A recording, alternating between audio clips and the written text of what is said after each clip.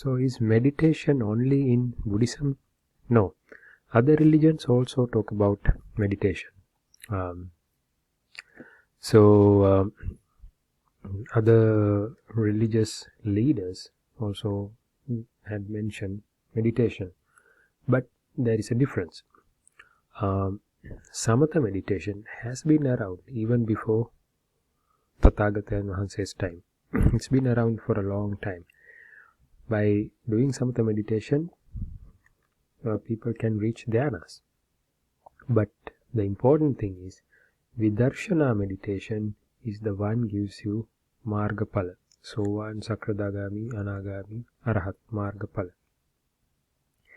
And the right way to use Vidarshana is only explained in Buddhism.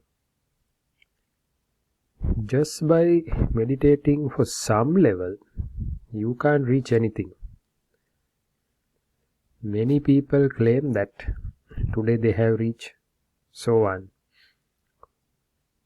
But Sovan person wouldn't have any... there are many people in the society, they claim that they are Sovan. But I don't think they are, because a Sovan person doesn't have the attachments we have. They do to some level, but totally in a minuscule level. So a person who has reached Sovan wouldn't go around saying that he's Sovan, because he doesn't have that kind of attachment to his, or that kind of ego to talk about it, or something to think about. Why can't we meditate? Why can't we meditate for a good amount of time? I'll give you an example. Let's say you are inside a room just by yourself and the door is closed. How long can you be there? 2 days? Hardly. 1 day? Maybe. You have everything you need, water, food and all that, but can you be isolated and just stay there? It's difficult, right? Because you have the tendency to associate others outside world. Talk to somebody. If you have a phone, you will at least try punching some numbers and calling somebody. It's difficult for us to keep our mind within us. That's the main thing in Bhavana. First step in Bhavana, keep the mind within you. But you have different things going on. You have pains, you have thoughts, so many different things. Bhavana means bringing your mind to one place or in one of those thought processes.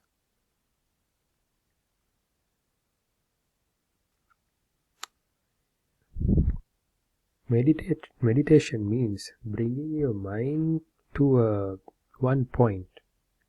Get hold of it. Concentrate on one thing. Not easy. First of all, there's so many outside aramunu, outside aramunu. But forget all that. Try to focus your mind to things within you. There's different pains. Pick on one and try to focus on that. That's kind of the starting point. And that's not easy. Once you are able to do that, there are many steps to go. After that, you can get into Vidarshana. Vidarshana means just take one point and build your prajna on that. It's like learning something, but there's a difference. Buddhism has 3 levels of jnana: Sutamaya, Chinta, Bhavanamaya jnana. 3 levels of jnanas. Sutamaya means the things that you learn by listening and reading. It's like listening to Dharma, reading a Dharma book. That's Suttamaya Jnana. Chintamaya. Chintamaya means the things you have learned, things you have heard, then you contemplate on them with your ability, your mind ability. So you do your logic, you do your debate, and then come up with some concepts. So, for an example, think about you are here to listen to this Dharma preach. You are here to learn how to control your mind. Now imagine a snake goes in front of you. Then what happens? The snake is the one who's going to control your mind, not you. You are scared of these external influences. Either you like them, either you dislike them. Unless you come to some kind of control of these likeness, dislikeness kind of things, you can't escape these external influences.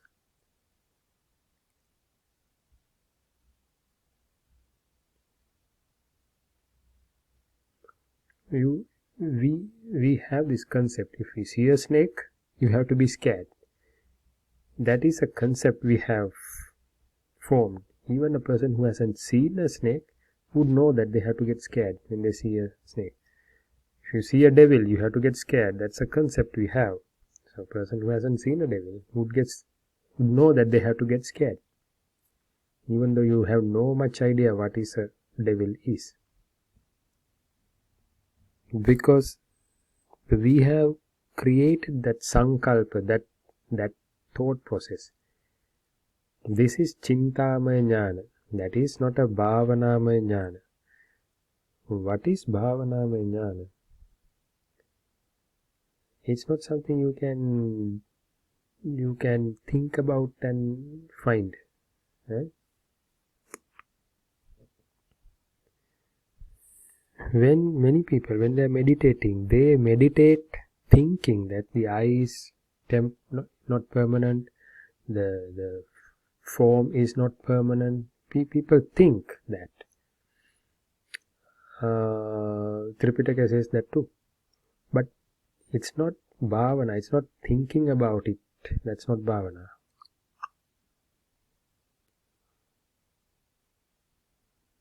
For an example, let's say a vehicle is moving along the road.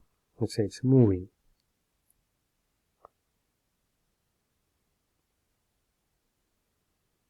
Let's think about it. In general, we think that we can see the vehicle moving. Is that what really happening? Can we really see the vehicle moving? According to the Buddhist explanations, Rupa, these forms or pictures like this chair, this table, our body, all these things, every instant they appear, exist and disappear. That's how it's explained. Appear, exist, disappear. So fast. Really, really fast. These things happen really, really fast. It's like, if you are aware of how these modern computers work, they talk about these megabytes, gigabytes kind of speeds. That speed, the speed that these forms appear, exist, disappear, is at a rate. How much do you think? How much do you think the speed that the mind changes?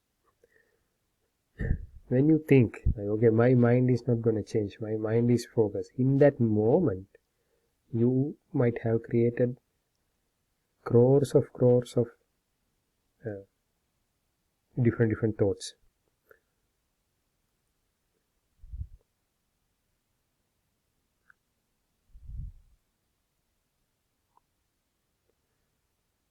So let's think about it.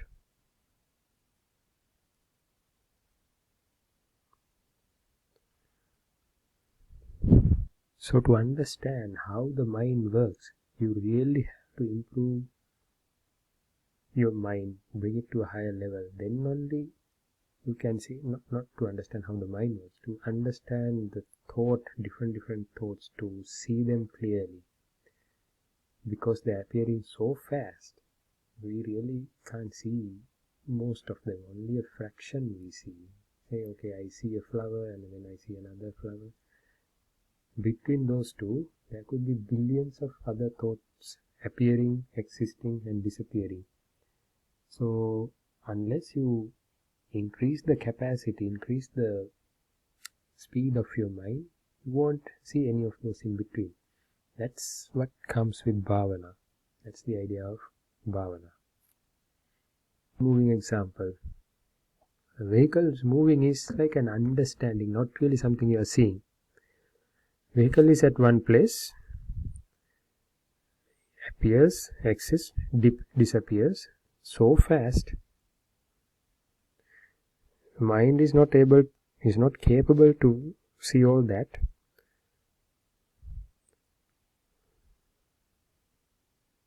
Every moment the creation and destruction happens. It happens to our eye also. So two temporary things, the vehicle, the eye, two both temporary things. So at one instance the eye identifies vehicle at one point, another instant the eye can identify the vehicle as another place. A moment later it's a little further away.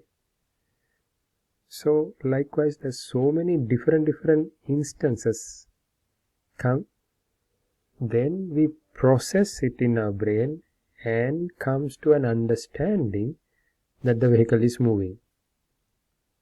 Otherwise our eye really can't understand the vehicle is moving. It's just looking at separate frames.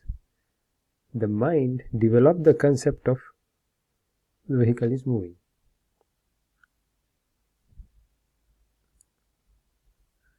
So in bhavana, if you think that the eye is impermanent, that is a chintamaya bhavana.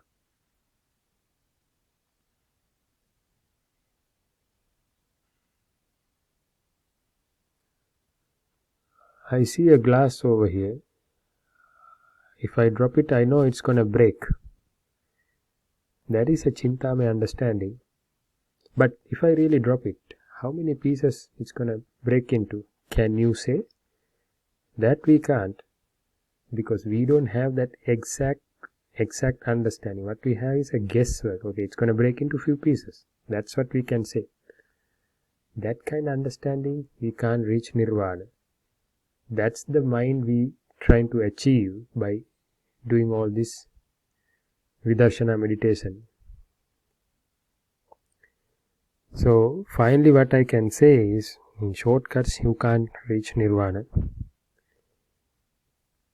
Just by following what you think right, you can't reach nirvana. Only Buddha or Pase Buddha can do that, figuring out a way to reach nirvana.